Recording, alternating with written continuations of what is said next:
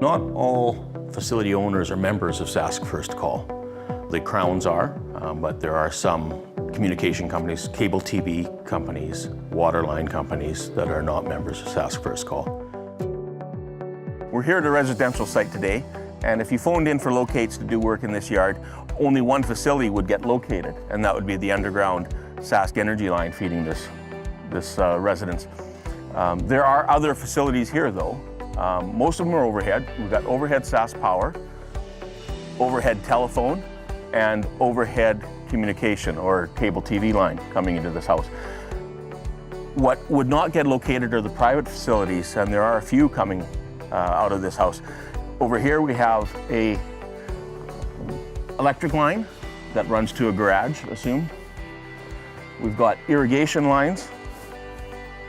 We can see from this site that the gas service comes into the house, and there's other lines leaving that area as well.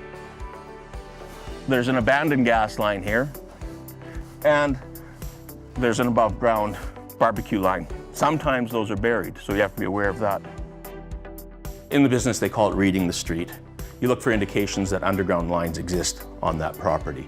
In a residential or a rural setting with outbuildings, you often have gas lines that are privately owned, if those are heated shops, grain bins and stuff like that in the area, or swimming pool or some other structures in the yard. There's almost always electricity going to the shops and to the garages, and sometimes telephone lines. There can be water lines, irrigation, as well as rural water co-ops that are not members of Sask First Call. You can go to the Sask First Call website, and there's a list of vendors that will locate those lines for you. The best practices, if followed, are an excellent way to avoid damaging underground facilities.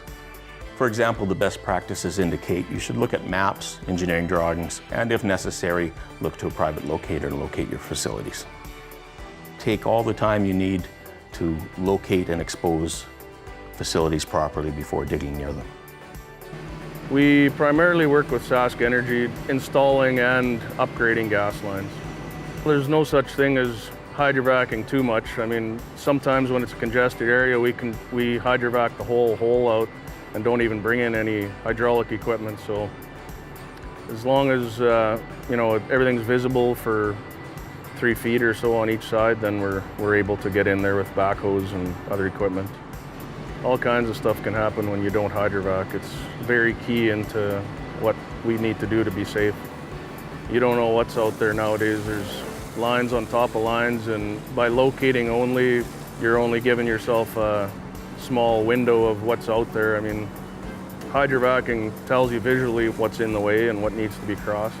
It pays off in the end. I mean, an hour of hydrovacking can save you 10 hours of repairs and money spent and injuries, and not to mention the paperwork involved nowadays. I mean, there's OHS regulations. You gotta send in incident reports, and it's a big headache, so you don't want to hit it.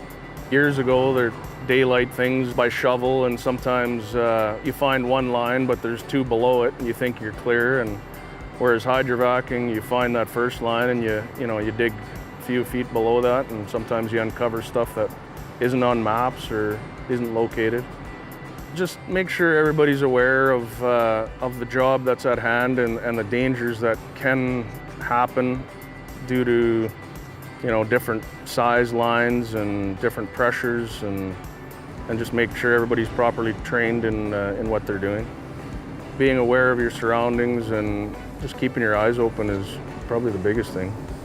You get all your locates in and they're refreshed on time. Sometimes they go, they're only good for 10 days. When a facility is daylighted, it's important to ensure that the facility owner is contacted prior to any excavation. This allows the owner to inspect the condition of the facility when it's first daylighted. Contact the owner to be on site prior to backfilling.